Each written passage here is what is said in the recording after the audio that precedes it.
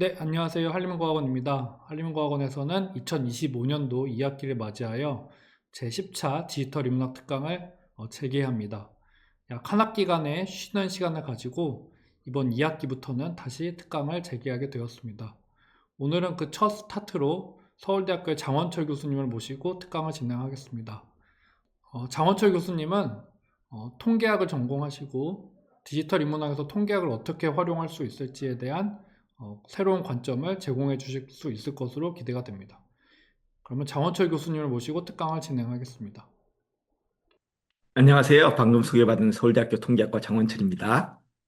네, 저희 오늘 제가 강의를 두 가지를 준비했는데 첫 번째는 디지털 문해력과 데이터 기반 의사결정이란 조금 일반적인 내용을 가지고 첫 번째 강의를 준비했고요.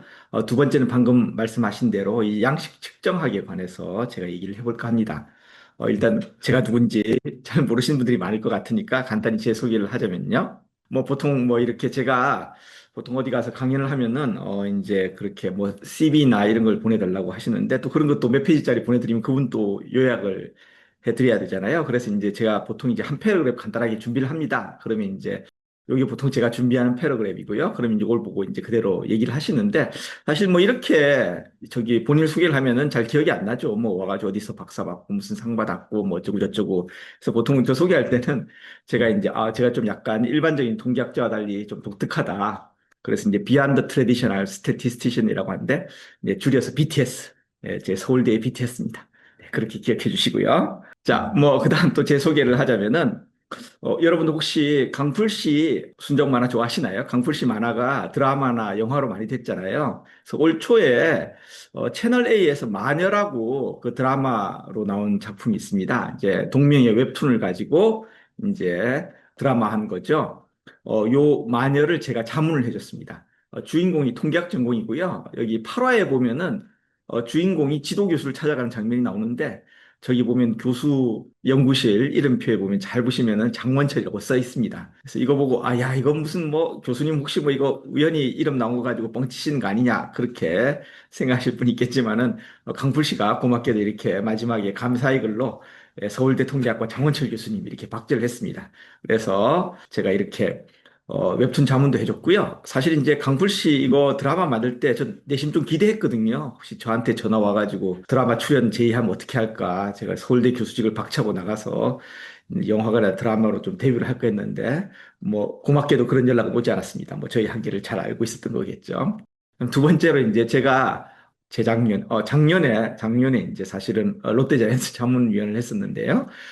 올해는 그만뒀고요. 자, 그래서 이제 제가 이제 사실 이제 야구 덕후인데 성공한 덕후죠. 롯데자이언트 R&D 팀 자문도 했었고요. 그래서 이렇게 통계학을 전공하면 굉장히 다양한 걸 할 수 있다. 네. 웹툰부터 야구단까지 다양한 자문을 하고 있습니다.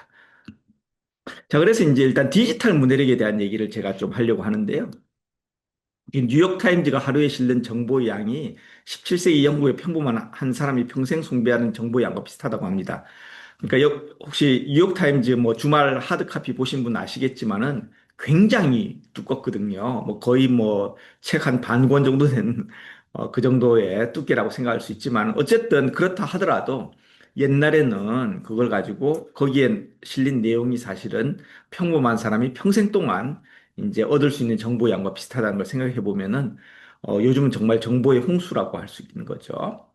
자, 그래서 2015년에 다보스 포럼에서 원래 기존 교육에서 포함되었던 문해 능력, 수리 능력, 과학 지식에 덧붙여서 우리가 새로운 교육이 필요하다. 새로운 교육 분야. 그게 이제 디지털 문해력이라고 했는데, 그게 문제 해결을 위해 정보를 수집, 분석, 공유하는 컴퓨터 활용 능력이라고 생각할 수 있습니다.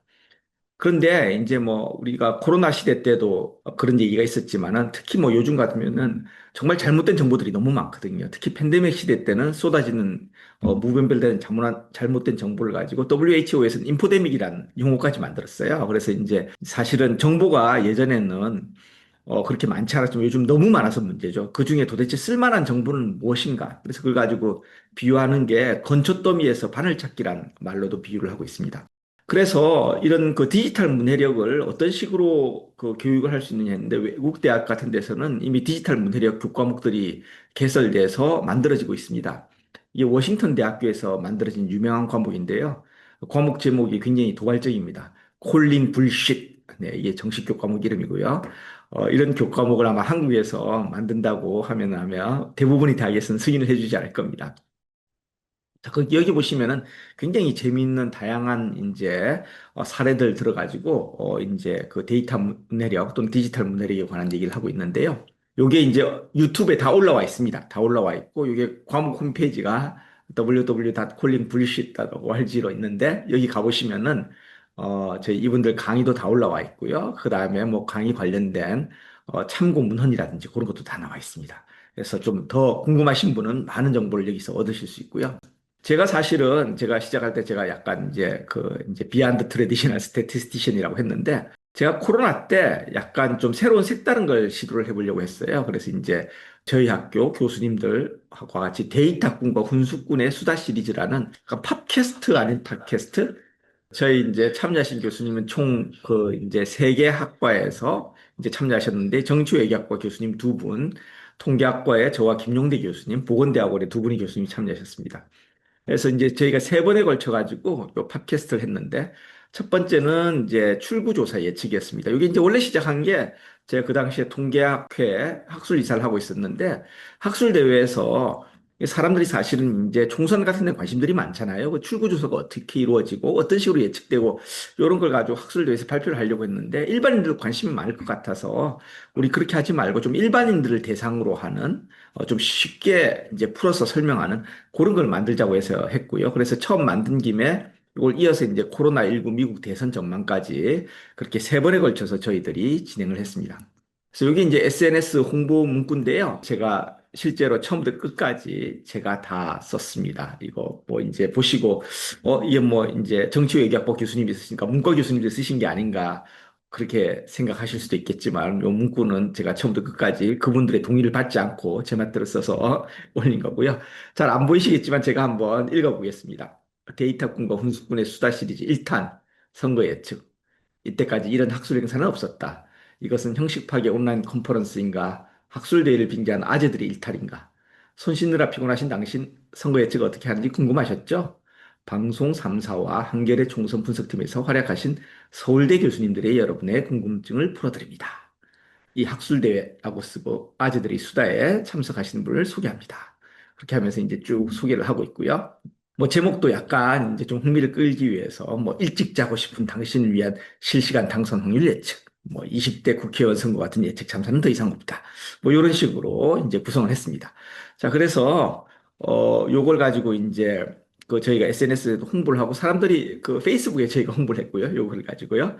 어느 정도 관심을 가졌는데 그 당시만 하더라도 이 온라인 방송이 있는데 저희가 익숙하지 않아가지고 생각만큼 잘 원활하게 진행은 되지 않았고요. 유튜브에 이 영상이 올라와 있는데 조회수는 굉장히 미미합니다. 제가 알기로는.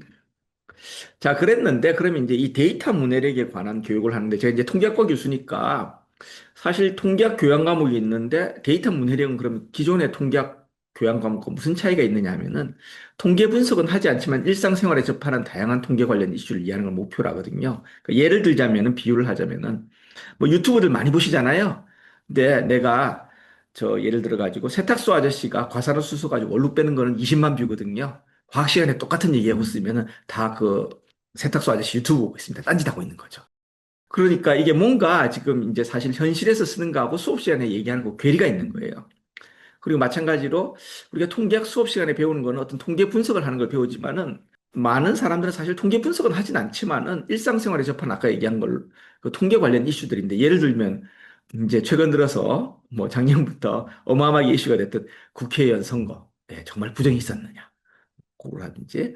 그 다음에 뭐 여론조사가 보면은 조사기관마다 차이가 많이 나거든요. 뭐 이제 대통령 지지도 조사를 하면은 그것도 들쑥날쑥하고 도대체 어느 여론조사 결과를 더 믿어야 되느냐. 그리고 코로나 백신이 위험하다는 얘기 여러분들 아마 그때 코로나 백신 그 이제 맞을 때 많이 돌았거든요. 정말 위험한지. 그리고 뭐 잘생긴 배우는 발연기 한다고 하잖아요. 근데 그게 정말 사실인가? 그리고 요 마지막은 이제 제가 사실 뭐 작년이랑 올해 방송국에서 연락 많이 받았습니다. 최근 들어서 로또 1등 당첨자가 많이 나온 적이 있었잖아요. 뭐 30명 가까이 나오고 그랬는데 야 이거 로또 조작설 아니냐? 뭐 로또 번호 알려준다는 게 사실이냐? 뭐 이런 것들에 대해서 이제 저한테 물어보고 그랬는데 이런 것들은 사실은 내가 뭐 통계학을 가지고 이걸 가지고 뭔가 뭐 분석을 하거나 그렇진 않지만은 요걸 가지고 뭔가 그 통계학을, 데이터 모델링을 통해서 이런 것들에 대해서 원인이 뭐고, 그 다음에 어떻게 해서 이런 현상이 생기고 이런 걸 이해하고 싶거든요. 그래서 이런 걸 바탕으로 해서 제가 이제 수업을 만들었는데, 이 에피소드 위주로 수업을 만들었더니 어려운 게 뭐냐면요. 이게 사실은 이제 보통 일반적인 교양 수업, 뭐 이제 특히 이제 이공계 교양 수업 같으면은 사실은 이게 1단원, 2단원, 3단원 이런 식으로 차례대로 순서가 있고, 그렇게 이제 굉장히 유기적으로 연결이 돼 있습니다. 그렇기 때문에 뭐 1학년 과목을 안 배우고 2학년 과목을 배우는 건 어렵고, 그리고 마찬가지로 1단원을 안 배우고 2단원을 이해하는 건 어렵죠. 근데 이런 에피소드 위주로 가면은 굉장히 이렇게 짤막짤막하게는 볼 수는 있지만은 연결성이 없으면은 사실은 한 학기가 지나고 뭘 배웠는지 모른다고 하는 경우가 있거든요. 그래서 제가 생각했던 게 보통 기존의 교양 수업은 월화 드라마 같은 거라면 저는 약간 시트콤 정도로 프렌즈 보면은 매 에피소드가 다르지만 사실 거기 주인공들 연애도 하고 그러잖아요. 그래서 가끔가다 보더라도 어쨌든 이제 약간 느슨하게는 다 연결이 되는 거죠. 중간중간에 빼먹더라도 사실은 크게 어려움은 없지만은 그렇다 하더라도 꾸준히 보면은 뭔가 배울 수 있는 그런 형식의 수업이 돼야 된다고 생각해서 그렇게 수업을 구성했습니다. 그래서 아까 제가 그 콜린 불시시란 이제 아주 도발적인 강의 제목을 이제 소개했는데 제가 이걸 가지고 그 서울대학교에서도 조금 이제 도발적인 제목을 만들고 싶다고 해서 이제 첫 번째로 제가 만든 거짓말, 새빨간 거짓말, 그리고 통계학, 뒤에 가서 얘기는 하겠지만 마크 트웨인이 했다고 잘못 알려진 얘기죠. 자, 세상에는 세 가지 종류의 거짓말이 있다 이렇게 얘기를 하는데 잘못 알려진 거고요. 이걸 시대를 했는데 이걸 가지고 이제 저희 학교에서 보통 이제 학과 교수회의에서도 약간의 경론 끝에 통과가 됐고 단과대 교수회의에서도 통과됐고 뭐 교양 과정을 또 심의하는데 통과됐는데 마지막에 본부심의에서 걸렸습니다. 걸렸는데 이 이제 걸린 이유가 뭐냐면 특정 학문 분야를 비하한다. 그래서 내가 통계학과 교수인데 저보다 더 통계학을 더 걱정해 주신 이런 훌륭한 교수님이 학교에 많구나. 이런 생각을 했는데 어쨌든 그래서 제가 이 좀 그래도 약간 도발적인 걸 하고 싶어서 이제 It's the statistic stupid라는 걸 가지고 두 번째로 시도를 했습니다. 저 이제 선거 캐치프레이즈죠. It's the economy stupid란 걸 그 레이건이 사용했었나요? 그걸 가지고 차용을 했는데 스투피드를 넣으면 안 될 것 같아가지고, 일단 제가 그 부분은 원래대로 뭐 바보야 이런 게 들어가야 되죠. 그거는 이제 앞에 실패를 경험 삼아 뺐습니다. 뺐는데 연락이 왔어요. 느낌표는 좀 빼달라고. 제가 그래서 최종 제목은 문제는 통계야. 빅데이터 시대의 문해력이는 다소 밋밋한 저로서는 이렇게 만족스럽지 않은 제목으로 강의를 개설했고요. 요 이제 제목 나온 김에 제가 좀 더 소개를 하자면은 아까 얘기한 대로 마크 트웨인이 이 얘기를 했다고 많이들 알고 계신데 사실이 아닙니다. 근데 마크 트웨인이 실제로 본인 자서전에 요 영국 수상 벤저민 디즈레일리라는 사람이 한 얘기라고 자기가 안 한 거라고 명백하게 밝히고 있거든요. 그런데 사실 이 말이 처음 사용됐을 때가 이미 디즈레일리 사후였기 때문에 이 사람이 했다는 또 직접적인 증거도 없어가지고 사실 이 사람이 소위 말하는 원조라는 그런 건 확신이 없어요. 그 외에도 후보로 꼽혔던 사람이 찰스 딜키라는 사람인데 영국의 외무차관이었고요. 근데 지금까지 확실한 증거가 없어서 정답은 무명시입니다. 그래서 이 말을 한 사람은 무명시가 맞고요. 그래서 요거에 관련된 좀 재미있는 명명 법칙이 있어요. 스티글러 교수님이라고 이제 시카고 대학에서 통계학사 전공하시는 교수님인데 이분이 원래 대부분 유명한 과학 발견은 처음 발견된 사람의 명칭에 따르지 않는다. 그러면서 사실 이 법칙도 같은 학교의 사회학과 교수님이 로버트 머튼이라는 분이 먼저 제안했거든요. 근데 이 명명법칙을 충실히 따르기 위해서 본인 이름을 갖다 붙였습니다. 이걸 머튼의 명명법칙 하면 원칙이 위배되잖아요. 그래서 스티글의 명명법칙이라고 실제로 오리지널 이제 제안한 사람들의 이름을 따르지 않고 여기 지금 제 강연 들으시는 분들이 이제 구성이 백그라운드가 어떤지 잘 모르겠는데, 뭐, 오일러 공식이라든지 가우시안 분포, 그 다음에 이제 입자 물리에서 중요한 힉스 입자, 이런 것들이 보면은 사실은 처음 발견한 사람들이 아니에요. 다 다른 사람들이 이제 사실은 이 크레딧을 가져간 그런 경우입니다. 자, 그래서 이제 제 이 강의 계획서인데요. 이게 이제 제가 작년에 개설을 해서 이제 올해 두 번째 이제 강의를 개설했습니다. 이제 봄에 개설하는 거고요. 여기 이제 이번 학기 강의 계획서인데 보시면은 뭐 선거 부정 논란이라든지 뭐 그다음에 로또에 관해서 오늘 제가 잠깐 또 로또에 관한 얘기 잠깐 하긴 할 텐데 아실지 모르겠는데 근대 로또를 최초로 도입한 게 카사노바입니다. 네, 여러분들이 잘 아는 그 카사노바가 맞아요. 뭐 그런 얘기도 할 수 있고요. 그 다음에 이제 뭐 멘델, 여러분 유전 법칙으로 잘 알고 있는 멘델이 사실은 데이터를 조작했다든지 뭐 그런 여러 굉장히 다양한 얘기를 하고 있습니다. 그런 다양한 얘기를 가지고 이 수업 시간에 소개를 하고요. 자, 그래서 이제 랜덤에 대해서 사실은, 이제 사람들이 이해를 잘 못하고 있거든요. 그러니까 이제 지금 로또 번호도 공정하냐, 랜덤이냐, 이런 것들인데 생각보다 랜덤이라는 게 여러분들이 생각하는 거하고 반대일 수 있어요. 무슨 얘기냐면은 제가, 수업 시간에 하는 실험 중에 하나입니다. 이제 동전 던지기예요. 이게 3인 1조가 돼서 이런 실험을 합니다. 사실은 이제 제가 오늘 이 실험을 할까 생각을 했는데 온라인으로 하시는 분들은 3인 1조를 만들기도 쉽지 않고 그래서 이제 실제로 실험은 안 하는 걸로 했고요. 제가 수업 시간에 하면은 이거 굉장히 재밌어들 하세요. 제가 최고위 과정에서도 해봤고 이 디지털 문해력 수업 시간에도 해봤고 네, 뭐 이렇게 CEO급으로 오신 분들도 동전 열심히 던지십니다. 이제 보통 3인 1조가 되는데 동전을 하나만 주고요. 한 명은 진짜 동전을 던집니다. 그래서 동전을 던져서 앞면이 나오면 앞면이 이제 네이버에 의하면 이순신이 앞면이라고 합니다. 숫자가 뒷면이라고 그러고요. 자, 앞면과 뒷면을 해서 제가 100번 던지면서 이제 0101 쓰는 거예요. 앞면이 나오면 0, 뒷면이 나오면 1입니다. 그래서 이제 이걸 혼자 하면 힘드니까 한 명은 던지고 한 명은 이제 열심히 숫자를 쓰는 거죠. 그래서 100번 던지면은 한 줄에 10개씩. 그럼 01, 01, 01 이렇게 된 것들이 100개가 적힌 거죠. 그럼 이제 두 명이 그렇게 실제로 동전을 던지고 있고 나머지 그럼 한 명은 뭘 하느냐면은 이 사람은 상상 속으로 동전을 던지는 거예요. 실험을 보지 않고 머릿속으로 동전을 던져서 100개의 숫자를 0101 씁니다. 자, 그러고 나서 하는 게 뭐냐면은 이제 제가 이런 식으로 그 이제 각 조별로 종이를 주거든요. 여기 A, B라고 있잖아요.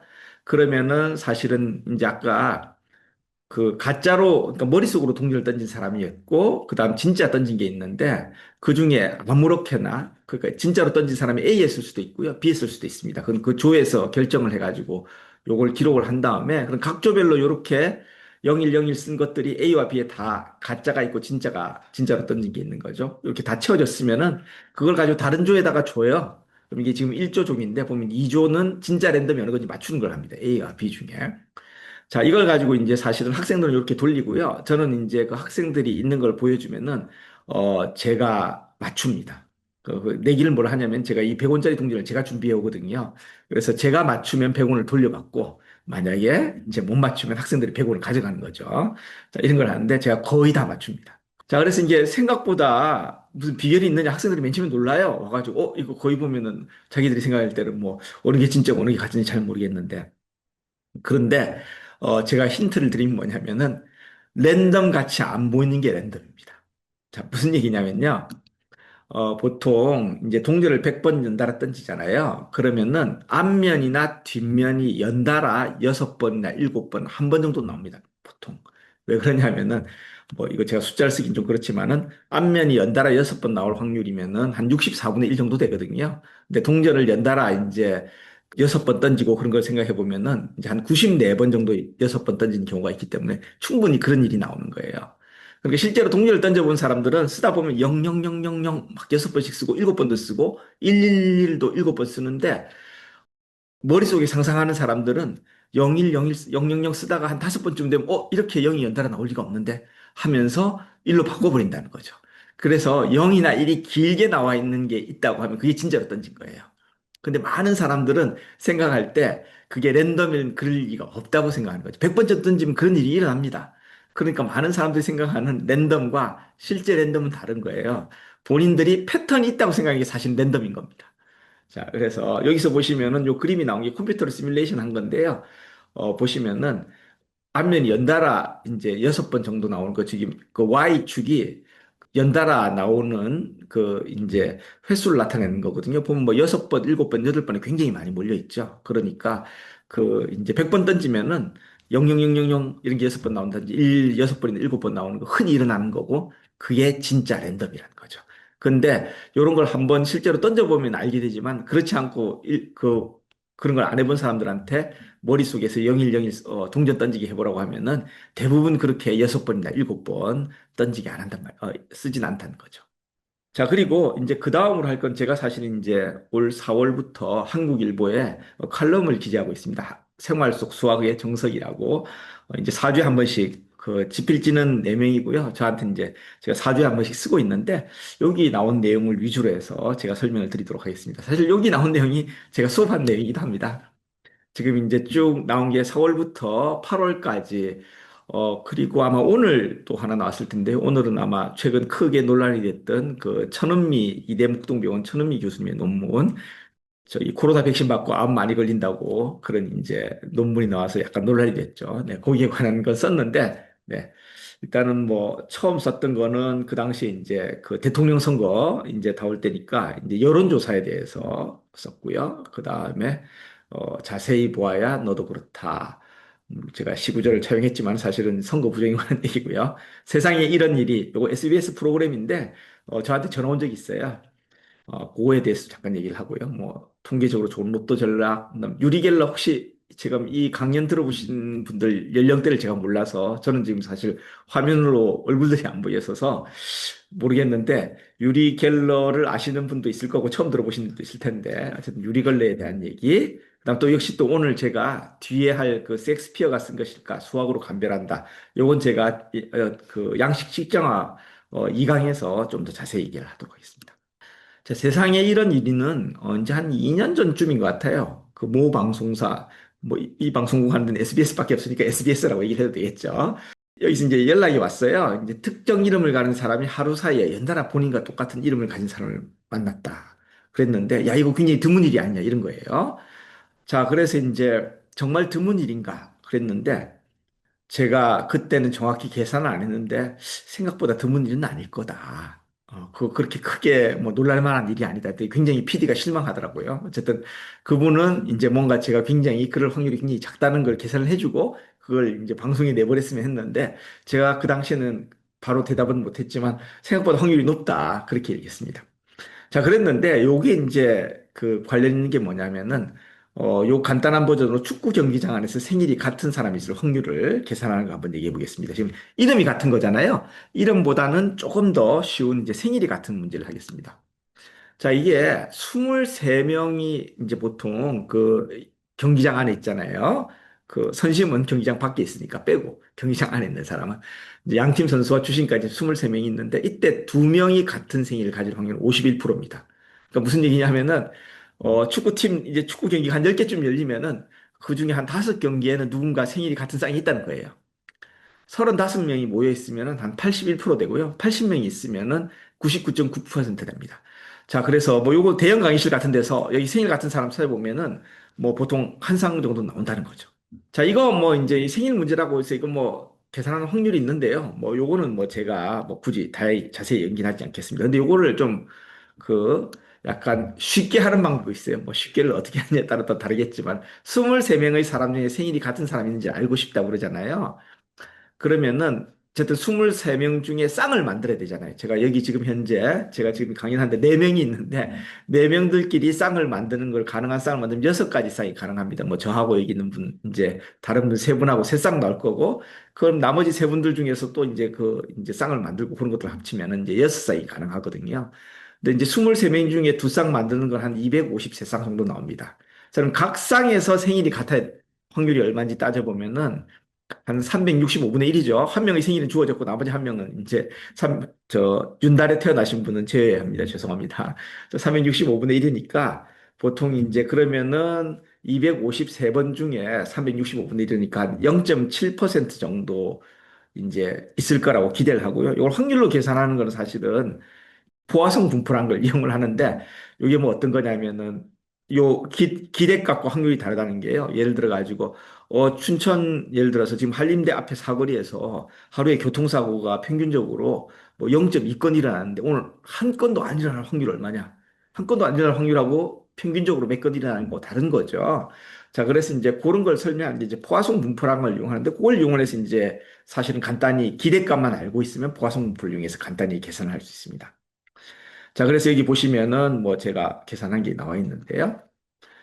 요걸 가지고 이제 뭐 제가 사실 여기 제가 올 때 사실 이게 온라인으로만 다 하는지는 모르고 약간 몇 가지 있었는데 실제로 제가 이제 강의실에서 할 때는 학생들한테 그걸 물어봐요. 본인 양옆에 있는 사람들한테 번호 뒷자리 두 개를 교환하라. 네, 다 교환하면 개인정보 노출이 되기 때문에 안 되고요.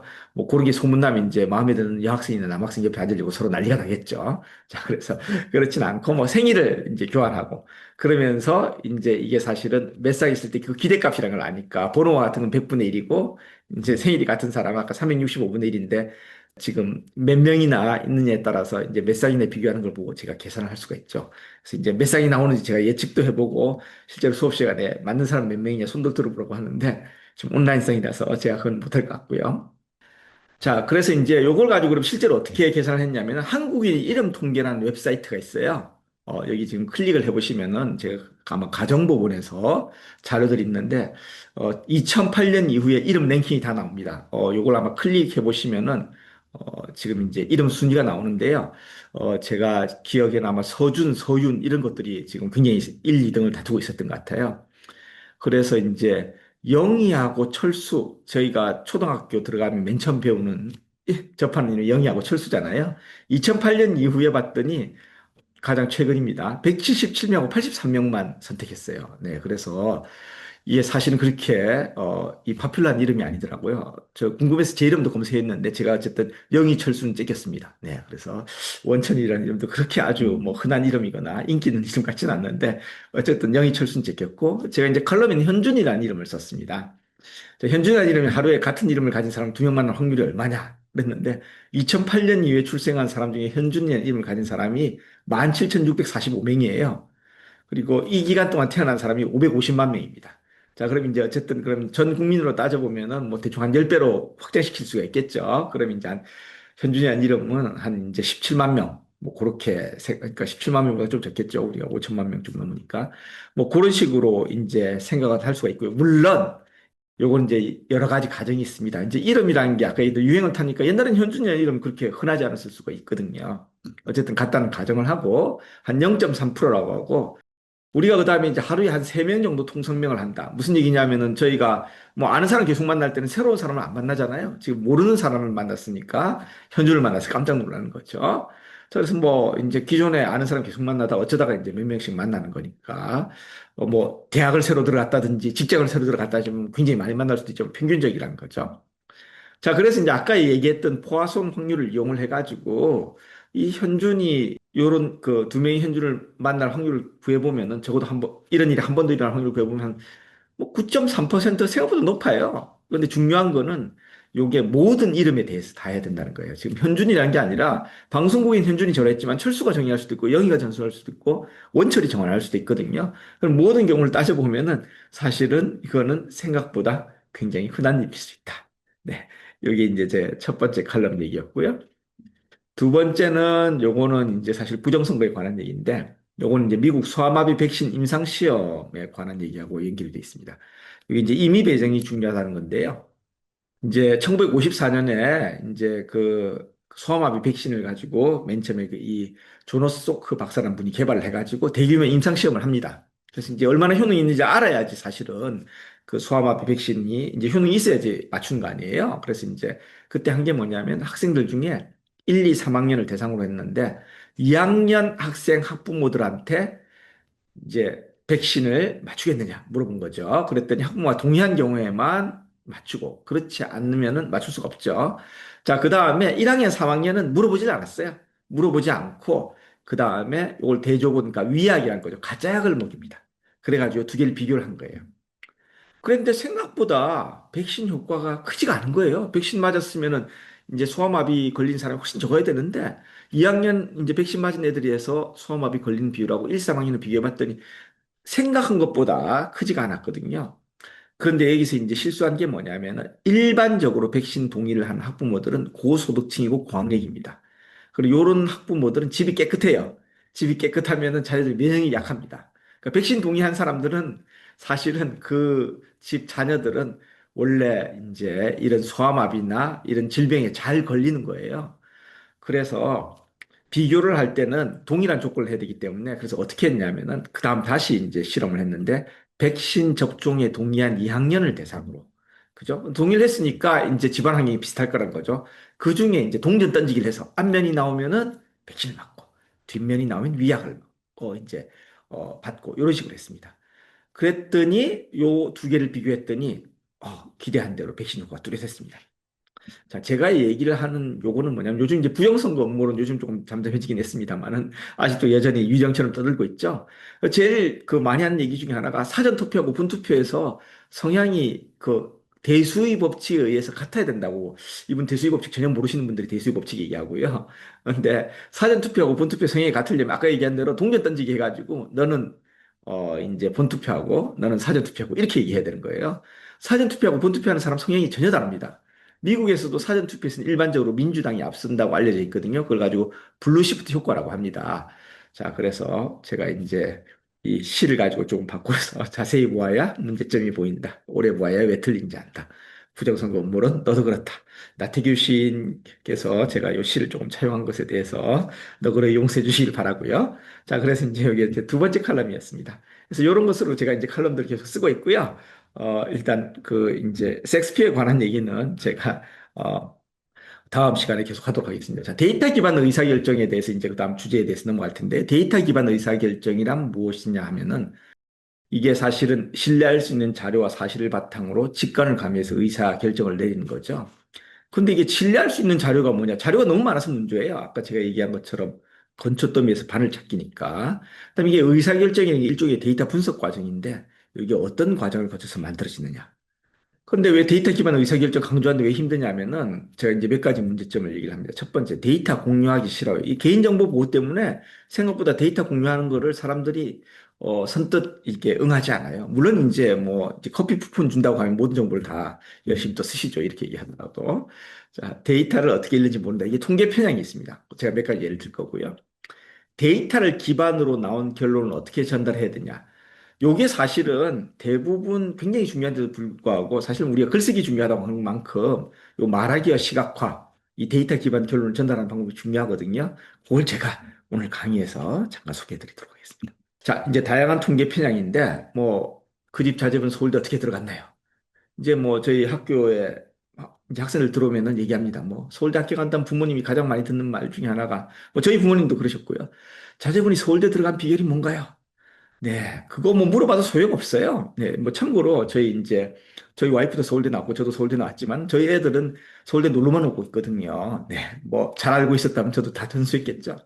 자, 그래서 다양한 답변이 있지만은 이게 본인 자식 교육시키는 것이 성적 그거대로 해가지고 성적이 올라가지 않습니다. 그리고 저는 자기계발서 전혀 안 믿어요. 뭐 성공한 사람의 10가지 습관. 자, 이게 왜 그러냐면은 성공한 사람 뭐 미러클 모닝 뭐 그런 얘기 많이 하잖아요. 실패한 사람들 중에도 미러클 모닝 하는 사람 많아요. 그 뭐냐면은 대치동 학원 가서 뭐 했어? 네, 대치동 학원 가서도 명문대 못 들어간 사람 많습니다.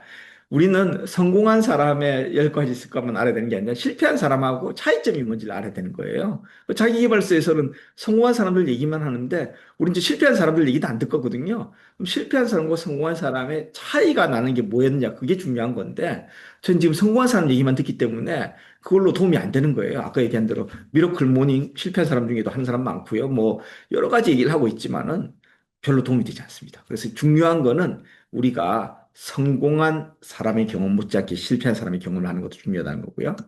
제가 이제 예를 하나 들어보겠습니다. 이게 2015년에 conversation.com이라는 미디어에서 굉장히 자극적인 기사가 났어요.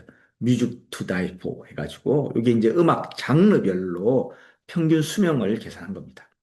여기 아마 지금 그 화면 보시면은 여기 가장 왼쪽이 블루스, 재즈, 컨트리, 가스펠 이렇게 쭉 나오고 마지막에 랩앤 힙합인데 아마 눈치채셨겠지만은 이렇게 그 오른쪽으로 갈수록 평균 수명이 낮은 장르를 보여주는 거죠. 그다음 여기 보시면은 그 미국 평균 여성 기대 수명하고 평균 남성 기대 수명이 있는데 그 힙합이나 랩은 어마어마하게 차이가 있죠. 뭐 20대 후반입니다. 야, 이거 쇼미더머니 우리 애들이 볼 때 안 좋은 것만 생각했더니 이게 안 좋은 정도가 아니라 이 정도면 그 이제 방송에 가서 그 프로를 항의를 해야겠죠. 빨리 폐지하라고. 그거 보고 일찍 죽을 수도 있으니까 맨날 힙합 따라하고 랩 따라하고 큰일 나는 프로그램이죠. 쇼미더머니는 이제 정말 공공의 적인 프로그램입니다. 되게 더 놀라운 게 랩하고 힙합은 살인에 의한 사망이 압도적으로 높습니다.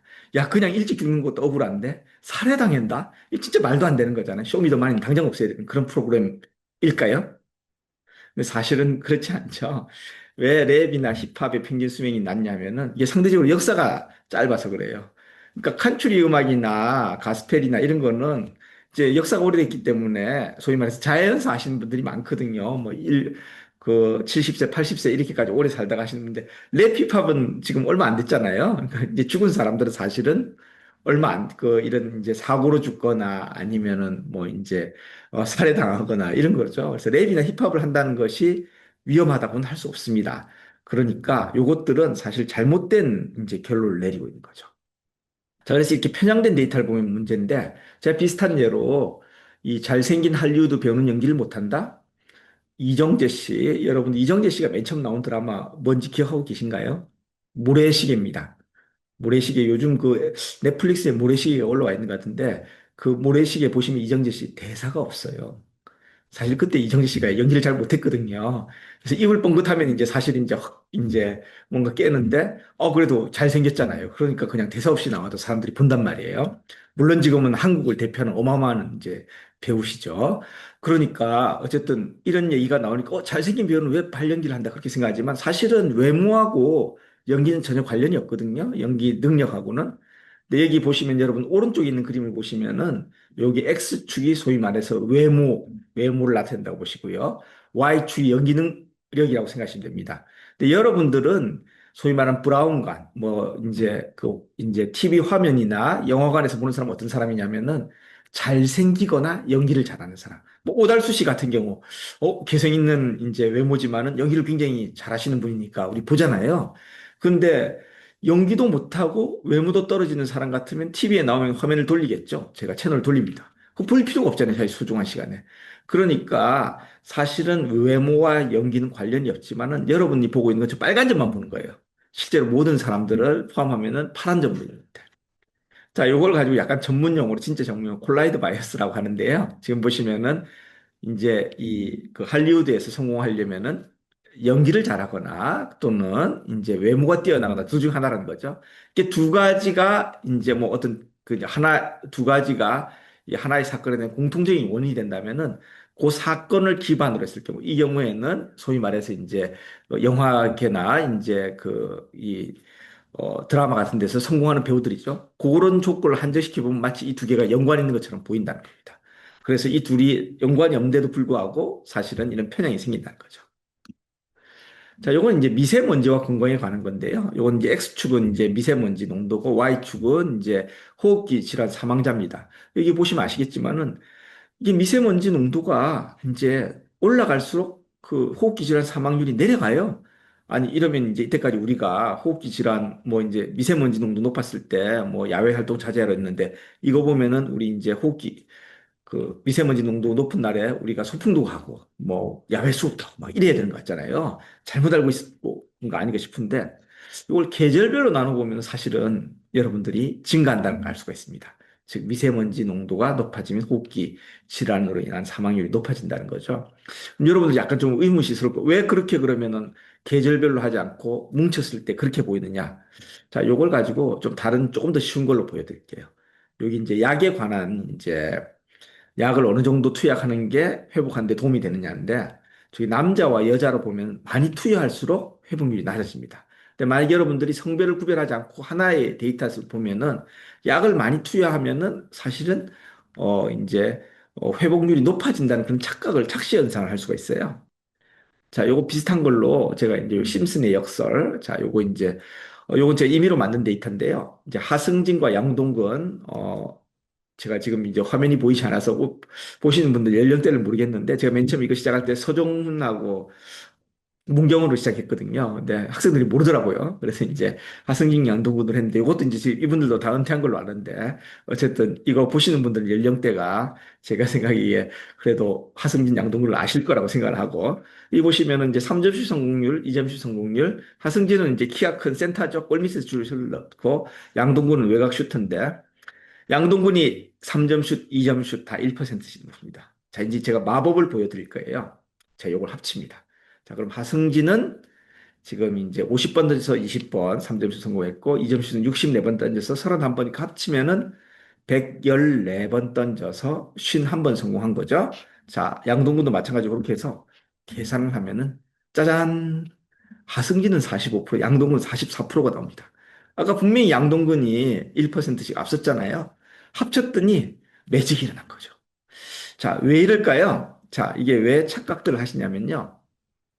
사실은 이게 합칠 경우에 결론적으로 2점 슛 성공률과 3점 슛 성공률의 적당한 이제 그 소위 말하는 가중치를 둬가지고 가운데 어디 있는 점이 되는데 양동근 선수는 외곽 슈터이기 때문에 3점 슛을 많이 던지고 하승진 선수는 2점 슛을 많이 던집니다. 근데 2점 슛이 성공률이 높잖아요. 그러니까 여기 보시면은 데이터상에서는 이것들이 동일한 점에 있다고 착각들을 많이 하시거든요. 그런데 사실은 요 동일한 점에 있다고 생각을 하시지만 그런 건 아니고 이렇게 위치가 다른 거죠. 그러니까 2점 슛과 3점 슛을 똑같은 비율로 던진다고 생각을 하시는데 그렇지 않다는 거예요. 똑같이 던졌다면은 아까 얘기한 대로 원래 봤던 대로 하승진 선수가 여전히 슛 성공률이 앞서겠죠. 그런데 지금 보면은 슛을 던지는 비율이 다르기 때문에 3점 슛과 2점 슛 합치면은 그게 안 보인다는 거죠. 자, 그래서 이런 편향들을 제거하려면 아까 얘기했던 장르별 평균 수명 같은 경우, 그건 이제 생존 분석이라고 합니다. 평균 수명이, 그러니까 살아있는 사람이 많아서 이제 안 된다는 얘기. 무슨 얘기냐면은, 비슷한 예로 그 백종원 씨가 이제 가게들이 이제 그 수명이 짧다고 막 얘기했었잖아요. 근데 이제 백종원 씨가 항변한 거는 우리 지금 브랜드가 런칭한 지 얼마 안 돼가지고 망한 가게는 일찍 망한 가게들만 들어있고 아직 이제 계속 이제 장사하는 데는 그 평균 수명이 안 들어간다는 거죠. 자, 그래서 이제 이렇게 되면 소위 말해서 평균 수명이 지금 계속 생존하고 있는 사람들은 수명이 안 들어와 있잖아요. 이런 걸 가지고 이제 센서링이라고 합니다. 지금 50살까지 살았다. 그럼 이 사람은 50살 이상 살 건 알고 있지만 이 사람이 몇 살까지 사는지 수명이 안 들어오는 거죠. 내 10명을 대상으로 조사를 했는데 우리가 죽은 사람들만 하면 안 되는 건데 살아있는 사람들도 어떤 형식으로든지 그거를 50세 이상 살 거라는 걸 알고 있으니까 그 정보를 이용을 해야 되는데 이런 건 생존 분석이라는 걸 이용해서 할 수가 있고요. 그 발연기와 외모는 이제 콜라이드 바이어스라는 얘기를 했고 미세먼지와 근거한 심슨 역설인데 이걸 아까 얘기한 대로 합치지 말고 사실은 이제 나누어서 보는 게 정확하다는 겁니다. 그러니까 제3의 요인이 사실 영향을 미치는 거죠. 아까 이제 계절 같은 것들이 이제 사실은 이제 미세먼지하고 호흡기 사망률 동시에 이제 영향을 미치기 때문에 그런 현상이 일어날 거고요. 자, 이제 그리고 이제 제가 요 일강 마무리하는 의미에서 숫자로 얘기하기를 좀 얘기를 할 텐데요. 자, 여기 보시면은, 여기, 그, 백종원 씨, 제가 사실 요리 그렇게 잘하는 편은 아닌데, 백종원 씨 그 유튜브 보고 요리를 많이 배웠어요. 근데 이 백종원 씨가 참 요리를 쉽게 쉽게 설명하거든요. 근데 제가 요 오른쪽에 있는 게 MBC 오늘의 요리. 제가 어릴 때 이 MBC 오늘의 요리라는 프로그램이 있었거든요. 이종임 요리 연구가. 제가 볼 때는 항상 김영란 씨가 나와서 옆에서 도와드렸는데, 제 인터넷 찾아보니 김영란 씨 사진 없고 유진 씨만 있고, 마지막으로 이제 오른쪽 끝에 있는 분 제가 잘 모르겠는데요. 근데 이런 요리 프로그램을 옛날에 이종임 씨도 요리 잘하시는 분이지만은 이 프로그램을 보면은 도저히 따라할 수 없었어요. 뭐 이유가 여러 가지 있는데 첫 번째는 물론 이제 이분들이 제일 먼저 하는 게 계량컵을 꺼냅니다. 계량컵을 꺼내가지고 이제 계량컵을 꺼냈는데 제가 집에 계량컵이 있다는 건 알아요. 하지만 어디 있는지 모릅니다. 그러니까 이제 요리를 시작할 수가 없는 거예요. 계량컵이 있지만은 어디 있는지 모르니까. 근데 백종원 씨는 계량컵을 쓰지 않아요. 백종원 씨는 어떻게 얘기하냐면은 뭐 예를 들어 가지고 간장은 소주잔 반 컵 이렇게 얘기하거든요. 제가 소주를 그렇게 좋아하진 않지만은 소주잔 반 컵이 어느 정도인지는 압니다. 물은 생수병 한 병 이렇게 얘기합니다. 뭐 계량컵 써가지고 뭐 1.5리터다 그렇게 얘기하지 않아요. 그러니까 사실 내가 익숙한 단위로 얘기를 하기 때문에 제가 생수가 옆에 없다 하더라도 대충 어느 정도다. 간장은 소주잔 반 컵 정도면 어느 정도다. 이렇게 하는 거예요. 뭐 그다음에 김치는 종이컵 가득 이렇게 얘기하거든요. 그러니까 백종원 씨의 전달하는 장점은 뭐냐면은 계량컵이라는 걸 이용해서 정확한 수치를 얘기할 수 있지만은 그렇게 하지 않고 우리한테 익숙한 소주잔, 종이컵, 그 다음에 생수병 이런 걸 통해 가지고 이제 요리가 어느 정도 그 소위 말하는 그 재료의 양을 가지고 얘기를 해줍니다. 이러면 기억이 쉽거든요. 그래서 많은 사람들이 정확한 숫자를 얘기해야 된다고 하는데 그렇지 않다는 거죠. 제가 이제 또 다른 예를 하나 들어보겠습니다. 제가 이게 작년에 팀 티칭 할 때, 이 진로 탐험에 관한 건데, 그 같이 하시는 분이 보여주신 거예요. 여기 보시면은 뭐 문과, 이과 있는데 경상계열로 쭉 가다가 아사하거나 치킨집, 그 다음 인문계열은 뭐 백수 치킨집 가다가 또 뭐 아사도 있고, 자연계열, 제가 자연계열인데 그냥 아사입니다. 뭐 공학계열은 과로사 치킨집. 야, 이거 봤더니 제가 궁금해진 거예요. 도대체 한국에 치킨집이 얼마나 많을까? 이게 다 치킨집이라고 하니까. 여러분 지금 마음속으로 한번 생각해 보십시오. 몇 개나 있을지. 제가 수업 시간에 이걸 물어보거든요. 학생들 굉장히 다양한 대답이 나옵니다.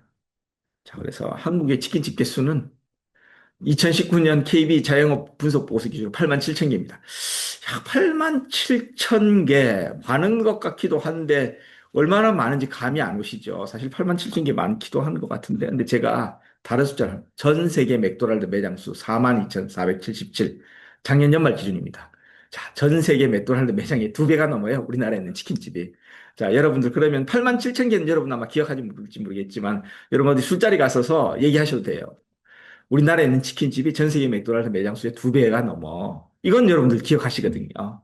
그리고 전 세계 맥도날드 매장 어디 해외 가시면은 맥도날드는 다 있거든요. 큰 도시에는. 야, 우리나라 치킨집 정말 많구나. 그러니까 여기서 얘기하는 건 뭐냐면 숫자를 얘기를 할 때 정확한 숫자를 전달하는데 너무 치중하지 말고 비교 대상, 내가 잘 알고 있는 대상. 그러니까 예를 들어서 제가 유튜브에서 많이 보는 게 역사하고 지리 채널 많이 보거든요. 근데 뭐 제가 새로운 나라를 얘기할 때 그 나라가 어느 정도 크기다. 면적 정확히 얘기하면 모릅니다. 근데 경상북도 크기야. 한반도에 뭐 이제 대한민국의 면적의 절반 이러면 제가 알거든요. 그 우리가 지금 근데 대한민국 면적이 얼마인지 솔직히 정확히 몰라요. 그렇지만은 그렇게 얘기하면은 제가 어느 정도라는 걸 안다는 거죠. 자, 이제 마지막으로 이제 비슷한 걸로 예를 들어 코로나 백신 에스트라제네카를 맞고 혈전이 생긴 확률이 10만 분의 1이다. 10만 분의 1이라는 게 사실은 얼마나 드문인지 생각보다 여러분들이 잘 모르세요. 요게 그러면은 로또를 여러분 그 당첨 확률이 한 814만 분의 1 정도 되거든요. 그럼 로또 100장 사면은 당첨 확률이 한 8만 분의 1 정도 된다고 할 수 있죠. 여러분 이 10만 분의 1이 나한테 생길이라고 믿고 계시잖아요. 집 가시는 길에 로또 100장 사시면 됩니다. 그리고 이제 그 방송 보시면서 두근두근 하셔야죠. 이제 10만 분의 1이 생길 거라고 믿는데 8만 분의 1은 금방 생길 거잖아요. 그렇지 않죠. 8만 분의 1도 굉장히 드문 일입니다. 그 다음에 뭐 보건복지부 예산 122조 3,779억 어마어마한 돈인데 이거 공 하나 더 붙이든지 빼도 대부분 잘 모르세요. 맞는지 틀리는지. 근데 국민 1인당 237만 원. 237만 원 내가 만져보는 돈이잖아요. 그러면은 여러분들이 좀 더 체감할 수 있습니다. 그래서 우리가 숫자로 정보를 전달할 때 중요한 것이 가끔 보면은 나한테 익숙한 숫자, 익숙한 단위로 전달하는 게 중요합니다. 그래서 정확한 숫자에 매몰되지 말고요. 비교 대상이 내가 잘 알고 있는 것과 얘기를 한다고 하면은 그렇게 되면은 훨씬 더 정보를 효과적으로 이제 전달할 수 있는데 많은 경우 이 숫자에 관련된 정보들은 정확한 숫자를 전달하는 게 중요하다고. 근데 아까 얘기한 대로 이제 계량컵 생각하시면 됩니다. 네, 종이컵이 더 쉽다는 거죠. 자, 제가 오늘 1강 강의는 이 정도로 마치고요. 제가 한 5분 정도 쉬었다가 2강을 이어가도록 하겠습니다. 2강 양식 지정학과 디지털 문해력에 대해 인문학에 대해서 강연을 하도록 하겠습니다. 사실 이제 어떻게 보면은 이 취지에 맞는 이강이라고 생각이 되고요. 아마 양식 측정학이란 그 용어 자체가 굉장히 생소하신 분들 많을 거예요. 그래서 거기에 대해서도 좀 소개를 하도록 하겠습니다. 자, 이제 보통 이런 이제 뭐 이제 제가 아까 앞에 시작할 때 빅데이터의 시대다 뭐 그런 얘기 했는데 빅데이터 빠질 수 없는 게 구글이죠. 이제 구글 라이브러리 프로젝트라는 게 있는데 이게 1450년 이후에 출판된 모든 책의 12%에 해당하는 1500만 권의 책을 디지털 형태로 변환한 겁니다. 그래서 앵그램 뷰라는 온라인 서치 엔진을 가지고 이 구글 라이브러리 프로젝트에 있는 영어, 독일어, 스페인어 이런 다양한 언어로 쓰여진 책들에서 연달아 등장하는 단어들의 빈도를 조사할 수 있어요.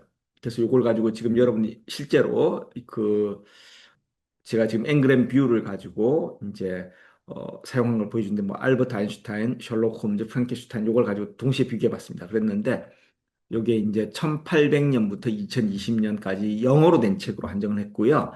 그 다음에 여기 보시면 Y축이 퍼센트로 나옵니다. 요 이유는 뭐냐면은 옛날엔 책이 적었잖아요. 책이 적었으니까 그때는 예를 들어서 책이 100권 나왔을 때 30권이 찍혔으면 어마어마한 건데 지금 30권이면 뭐 나타나지도 않는 거겠죠. 그래서 그 당시에 출간된 책의 기준으로 비율로 얼마나 많이 나왔느냐 했는데 이 이제 그 프랑켄슈타인이 지금 최근에 제일 앞서고 있고요. 알버트 아인슈타인 물론 이제 최근에 1800에는 태어나지 않았을 테니까 이제 등장하진 않는 거죠. 그래서 이런 식으로 이제 책들이 그 등장하는 빈도, 특정 단어의 빈도수 같은 거를 요 M그램 뷰 같은 걸 이용해서 해볼 수 있고요. 여러분들 뭐 다양한 거 시도해 볼 수 있습니다. I love you 뭐 이런 것도 해보시고요.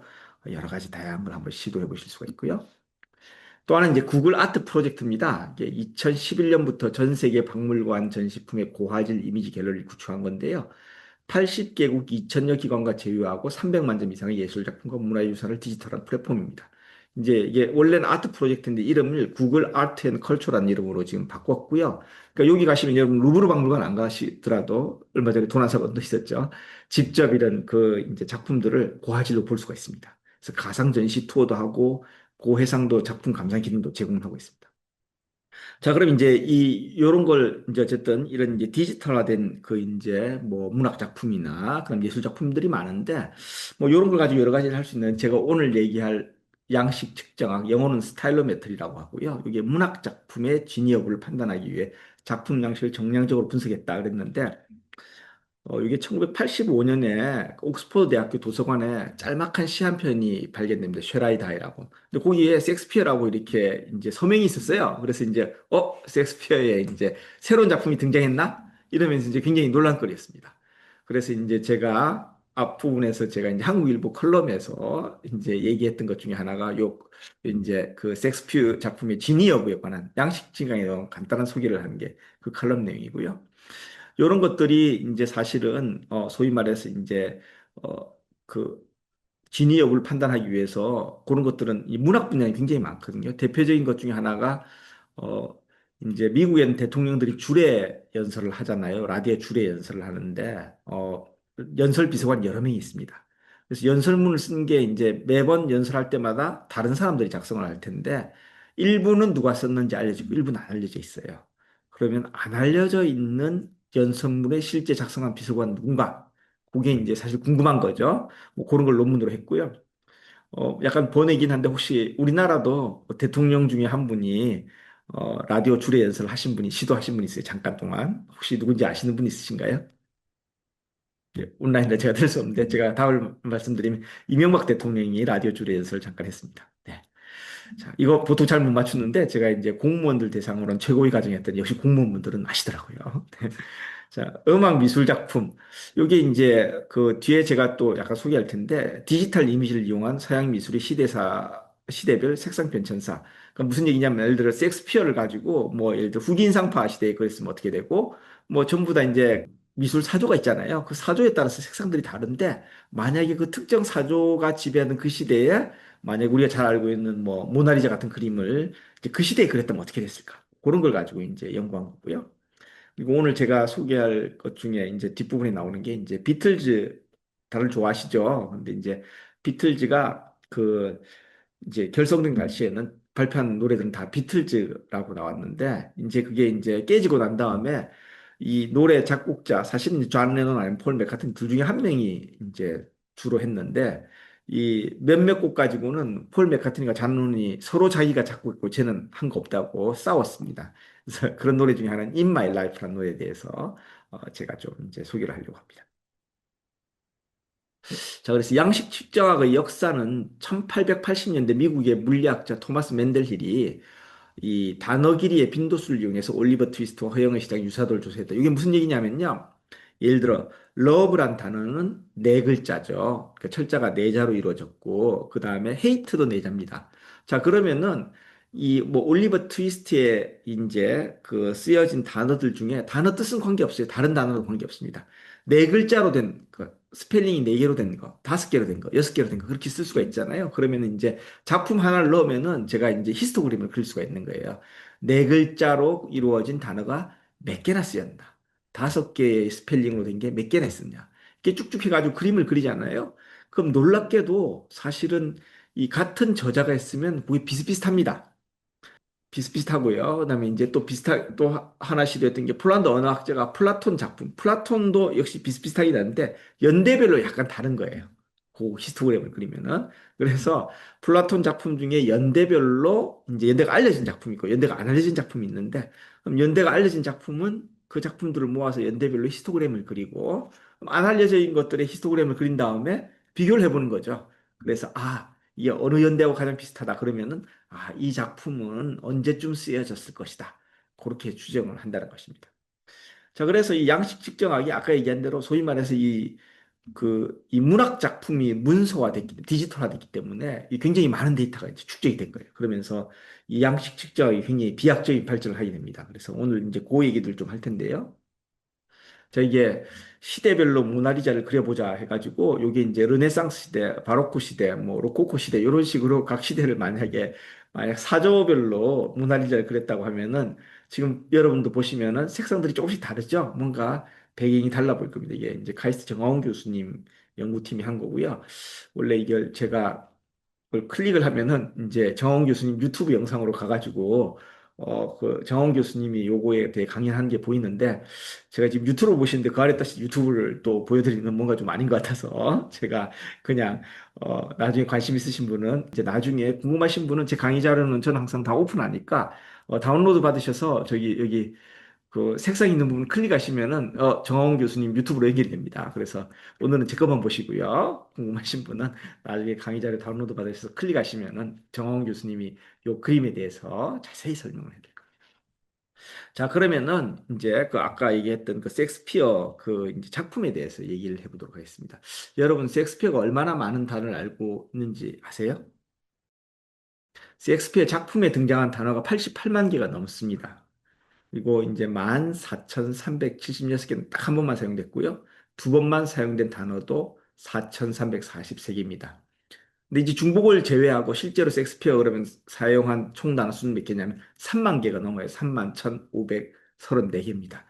자, 어마어마하죠. 사실 뭐 제가 이제 경상도 출신인데 뭐 우스갯소리로 경상도 그 중년 남자들이 집에 가면은 쓰는 단어가 10개 이내로 모든 걸 끝낼 수 있다. 뭐밥 먹자, 자자, 뭐 이런 식으로 공부했나? 뭐 이런 식으로 얘기하고 끝난단 말이죠. 자, 저 10개보다는 더 쓰고 있긴 합니다. 사실 제 신문 칼럼에 제가 10개밖에 안 쓴다고 얘기는 하긴 했는데 재미를 위해서고요. 실제로는 훨씬 많이 쓰고 있습니다. 근데 중요한 거는 제가 그 경상도 남자분들 10개만 알아서 10개를 쓴 게 아니죠. 더 많이 알려면 적게 쓴다는 거잖아요. 그 섹스피어가 31,534개를 작품에 썼지만은 알고 있는 단어는 더 많을 수가 있는 거죠. 자, 그러면 이제 무슨 얘기냐? 또 궁금증은 뭐냐? 만약 섹스피어의 새로운 작품을 우리가 발견한다면 그러면 이 31,534개에서 추가로 보캐블러리가 들어간 거죠. 그래서 그런 걸 예측할 수 있는 걸 사실은 이제 통계적으로 예측을 할 수가 있습니다. 근데 섹스피어가 단어도 많이 만들었어요.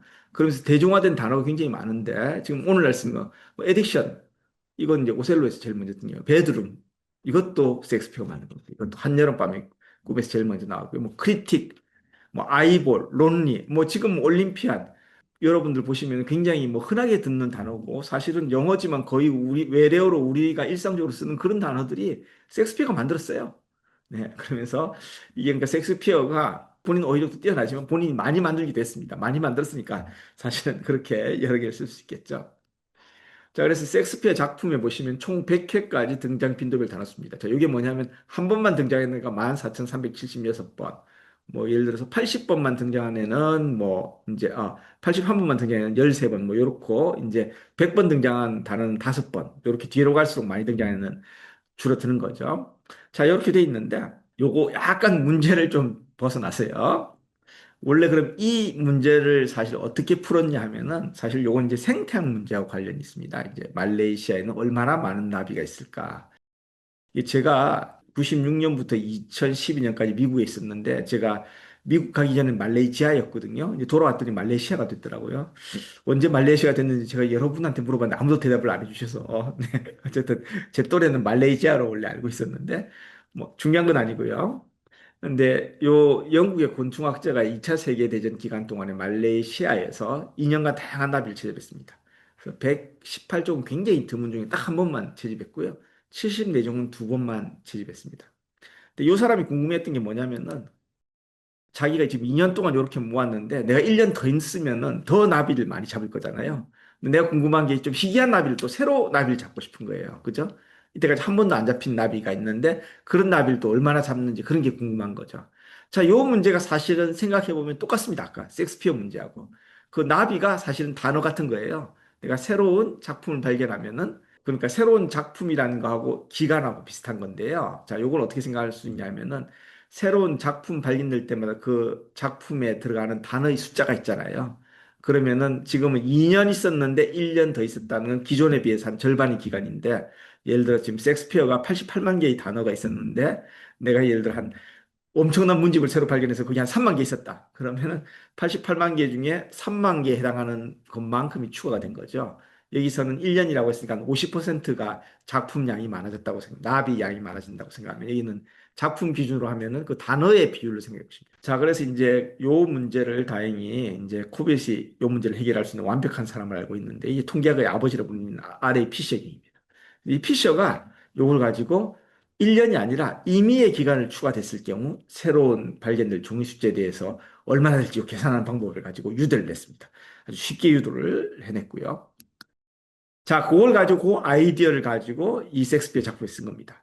요게 총 429개의 단어로 구성되어 있거든요. 그럼 생태계 문제로 바꿔놓으면 아까 얘기한 대로 이게 88만 4,647개 원래 단어가 있었는데 거기에 추가된 거잖아요.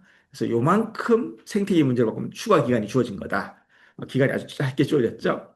그러면서 이 작품 기준으로 이 그 모델을 이용을 했더니 새로운 단어가 6.97개, 한 7개 정도 나올 거라고 했는데, 실제 이 시에는 9개의 새로운 단어가 등장합니다. 그러니까 이제 통계학적으로는 소위 말해서 이제 소위 뭐 이제 신뢰 구간인 것도 따지고 해가지고 어느 정도 뭐 이제 가능한 범위라고는 결론은 났고요. 그런데 일단 아까 얘기한 대로 이 정량적인 방법들은 제가 생각에 정성적인 방법에 대한 대체제는 아니고요. 보완입니다.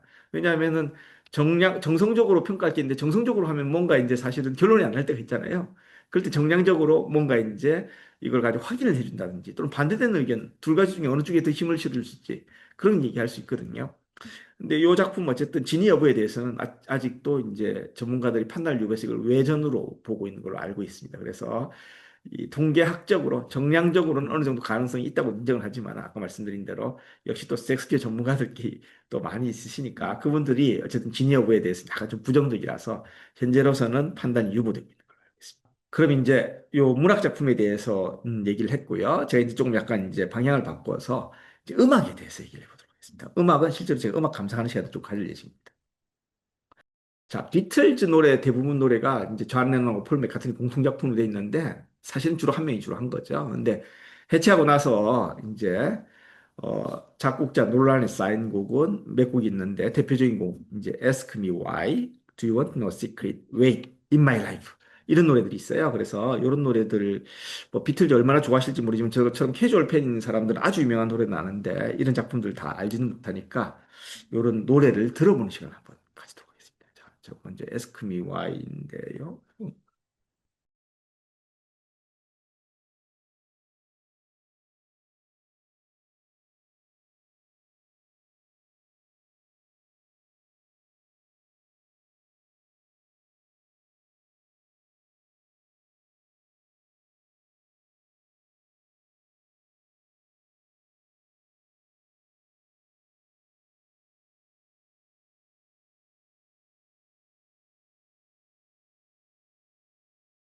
네.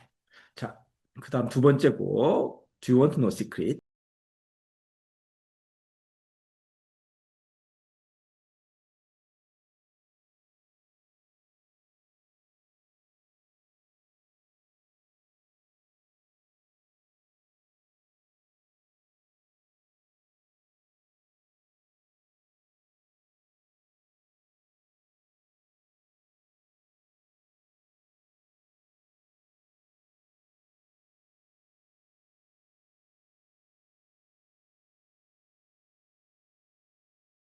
예.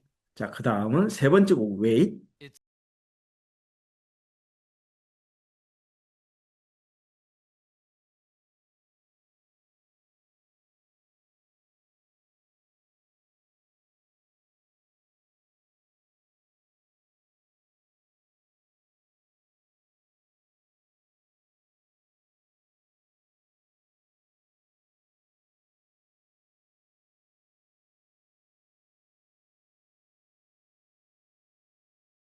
자, 마지막으로 이제 오늘의 주요 관심사 In My Life 이거 조금 길게 듣도록 하겠습니다.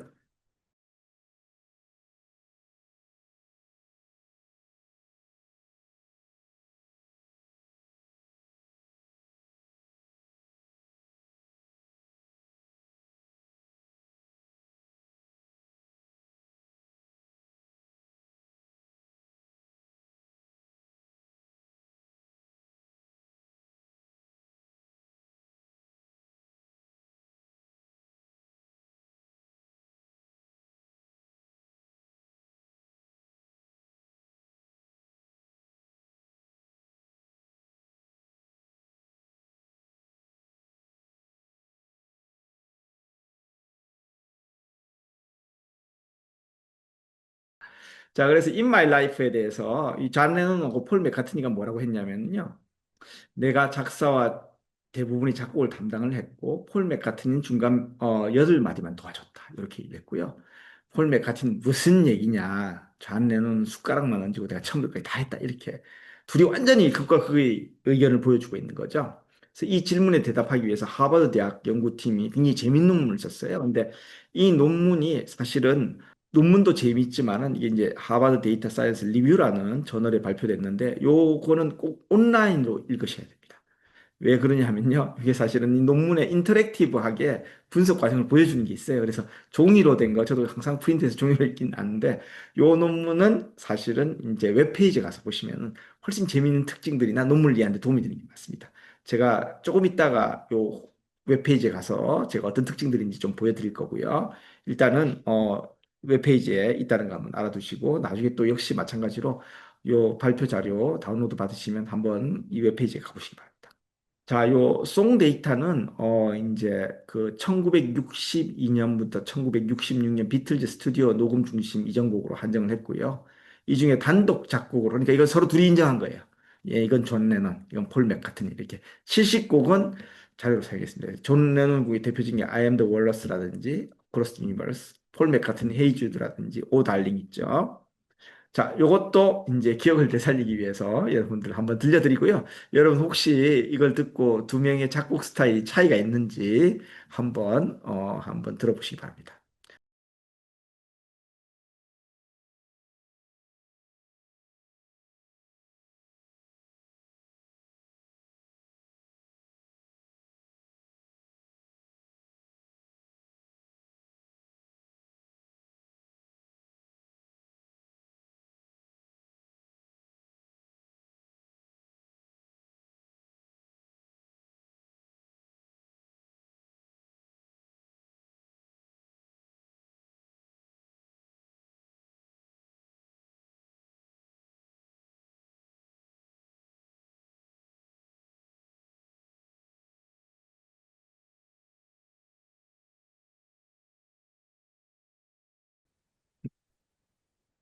네. 크로스 유니버시티.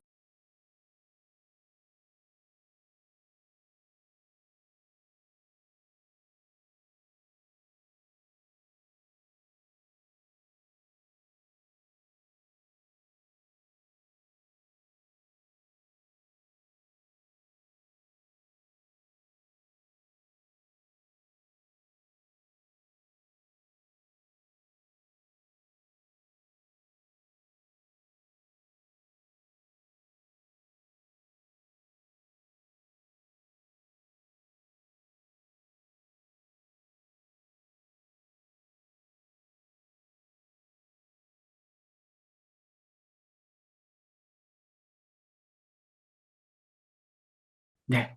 자, 그럼 이제 폴 맥카트니 넘어가서요. 헤이 주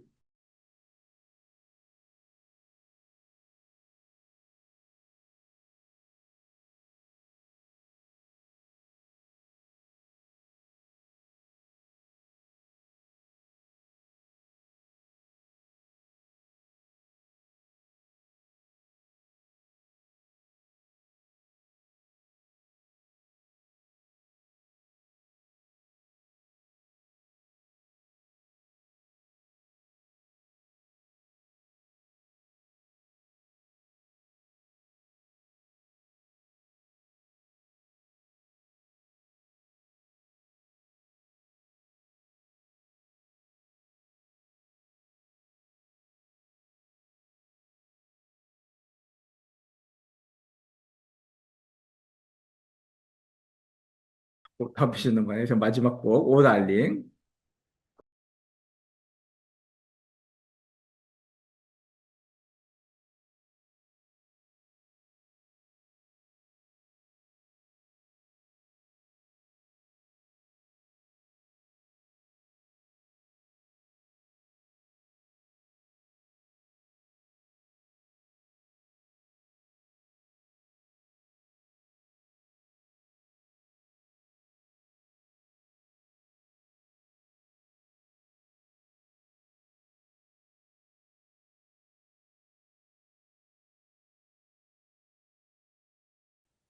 자, 어떻게 여러분들 지금 좀 듣고 존 레논하고 폴 맥카트니 차이 좀 이렇게 느껴지셨나요?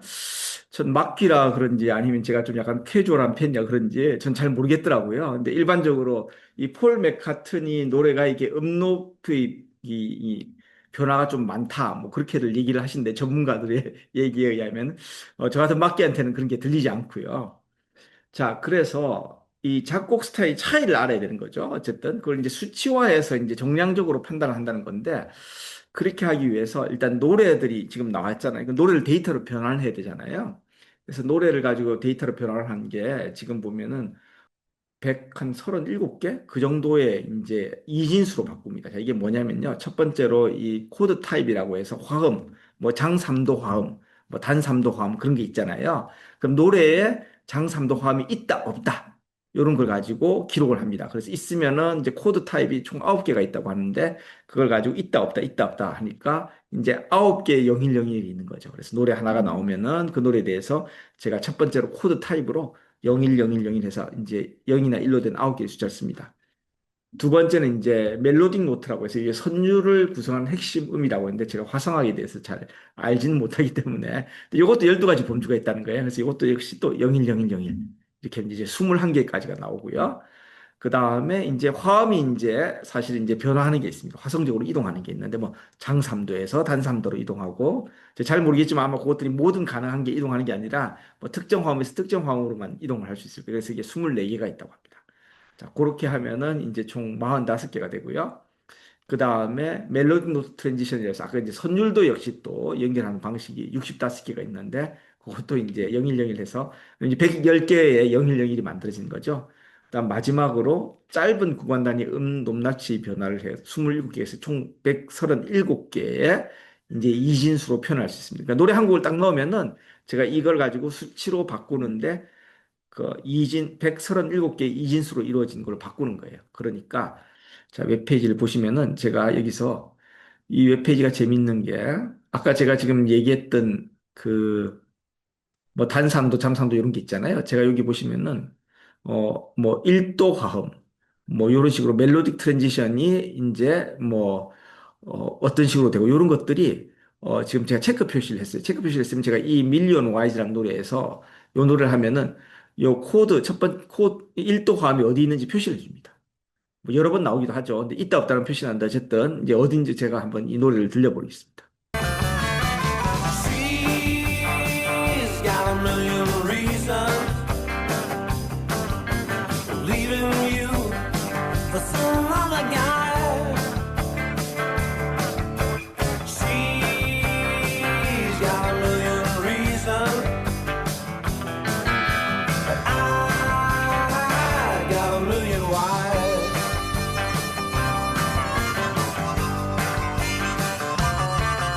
자, 그래서 이걸 보시면은 제가 그래서 지금 이 논문은 꼭 웹사이트로 보시라고 한 게 이 데이터가 어떻게 변환되는지를 여러분 보실 수 있는 거예요. 이 느낌으로 노래를 들으면서 아, 여기 1도 화음이 있었구나. 그러면 이제 2라고 쓰시는 거죠. 끝까지 없었다. 그럼 이제 0이 되는 거죠. 자, 그래서 이제 이런 식으로 데이터가 변환되는 과정을 보실 수가 있고요. 자, 이걸 가지고 제가 다시 가서 자, 요거 이제 아까 이제 얘기했던 거 제가 화면 캡처를 한 거고요. 그래서 아까 말씀드린 대로 이제 그 137개의 어떤 특징들이 있었는데 그 특징들이 있는지 없는지를 체크하는데 그런데 여러분들 생각하시기에 아니 이게 여러 개 나온 거하고 하나만 나온 것도 좀 차이를 둬야 되지 않을까 그렇게 생각할 수 있는데 뭐 노래별로 헤이 주드 같은 거 보면 나나나나나나나 뭐 이렇게 굉장히 반복되는 게 많거든요.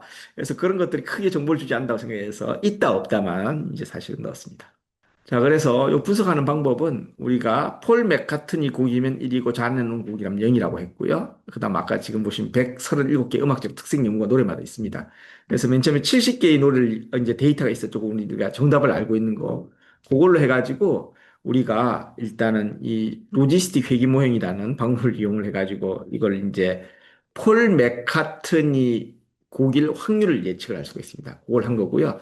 자, 여기 이제 70개 노래에 대한 분석을 한 겁니다. 자, 요걸 보시면은, 지금 어떻게 이해를 하시냐 되냐면은, 70개는 우리가 정답을 알고 있는 거잖아요. 우리가 모형을 만들었을 때, 제가 여기 보시면 이게 뭐냐면, 이게 폴 맥카트니의 확률이 90%인가요? 이게 90%인데, 그러면 여기서 보시면은 이 그린으로 나타나는 게, 연두색으로 나타나는 게 이제 폴 맥카트니라는 건데, 지금 일부는 빨간색으로 표현을 한 거죠. 그러니까 여기 지금 보면은 전부 다 제 기억이 맞다면 여기 하나만 틀린 겁니다. 하나 틀린 거. 이게 위에 갈수록 보면 다 이쪽으로 맞춰야 되는데.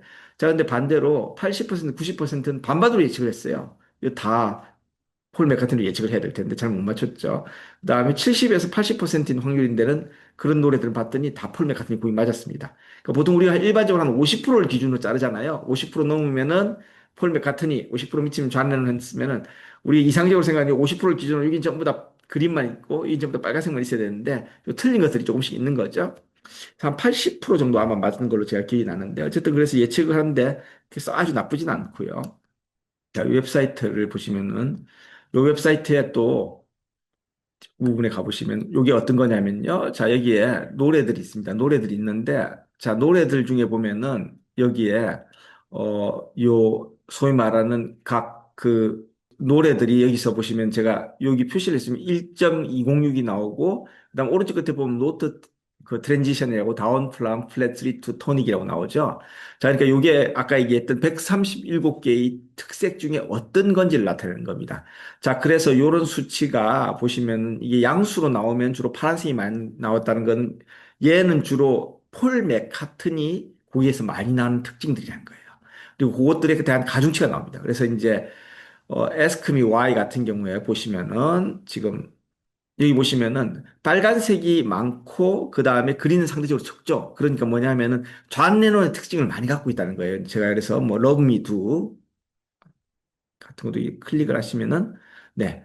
여기 보시면은 여기도 특색들이 이제 우리가 아까 137개들이 다 있는 건 아니까 노래마다 있는데 굉장히 희미하게 있는 것들이 있어요. 거의 이제 소위 말해서 이런 것들은 특색을 두 명의 차이를 잘 안 나타내는 거죠. 최소한 이 곡에서는. 그런데 이제 차이를 나타내는 것들 중에 보시면은 이제 그린이 많다는 거는 뭔가 그 이제 폴 맥카트니의 특색을 많이 갖고 있다는 그런 거고 그게 진하면 진할수록 그 가중치가 높이 가는 거죠. 그래서 이런 걸 보시면서 노래를 제가 클릭할 때마다 이제 이 각 노래들의 어떤 특색들이 있고 그다음 그 특색들의 가중치가 어떻게 표현되고 이런 것들이 이게 인터랙티브하게 되어 있기 때문에 이 논문은 꼭 여러분들이 웹사이트로 읽으셔야 됩니다. 그래서 이걸 가지고 실제로 부정한 결과를 이제 답을 아셔야죠. In my life 누가 했는지. 이거 이제 베이지안 방법이란 걸 해가지고 이제 폴 맥카트니가 이제 실제로 그 곡을 작사했을 확률인데 Ask Me Why 같은 걸 보시면은 되게 작아요. 그러니까 이건 존 레논이 했을 것 같죠. Do You Want to Know Secret도 마찬가지입니다. 뭐 Hard Days of Light, 뭐 브릿지 부분 어떻게 되고 쭉쭉 됐는데 뭐 어쨌든 쭉 가서 In My Life 뭐 웨이스는 약간 좀 뭐 중간 같긴 한데요. In My Life 같은 경우에 존 레논이 뭐라고 했는지 기억을 하시면은 도입부랑 자기가 다 했고 중간에 브릿지 부분을 폴 맥카트니가 했다고 한 거예요. 그래서 이 두 개를 나눠서 봤습니다. 그래서 벌써 도입부 부분을 봤더니 폴 맥카트니 확률이 작은데 브릿지 부분에 가면 폴 맥카트니 확률이 증가하거든요.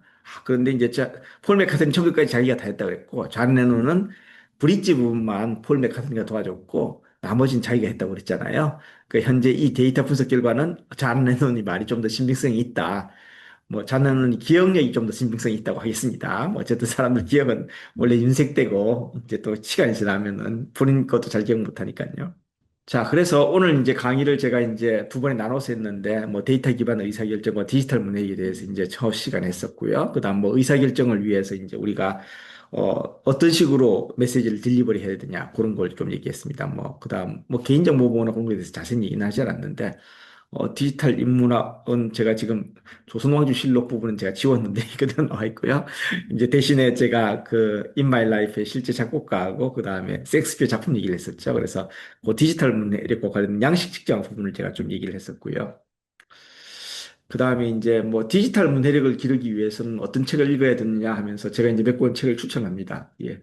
똑똑하게 생존하기가 놀랍지만은 콜린 불시의 엄청난 의역입니다. 네, 콜린 불시를 가지고 엄청난 의역을 해서 똑똑하게 생존하기라는 책으로 나왔고요. 뭐 수학의 쓸모, 법정에 쓴 수학, 뭐 이게 대부분 번역본인데 국내 저자가 쓴 책이 한 세 권 정도 위에 있는 게 다 국내 저자가 쓴 겁니다. 데이터는 예측하지 않는다, 데이터 과학자의 사고법, 수학보다 데이터 문해력 이런 책들이 있는데 이런 책들 읽어보셔도 되고요.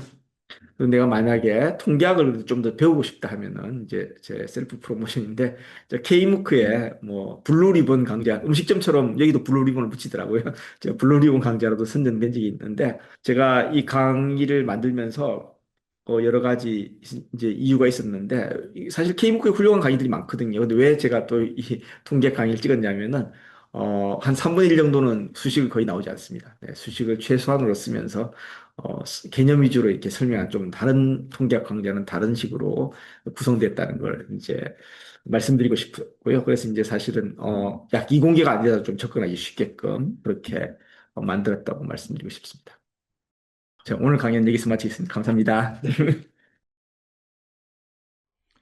네, 특강 잘 들었습니다. 장호철 교수님께서 아주 재미있는 사례들을 바탕으로 디지털 인문학 관점에서 통계학을 어떻게 활용할 수 있을지에 대한 새로운 시야를 제공해 주셨습니다.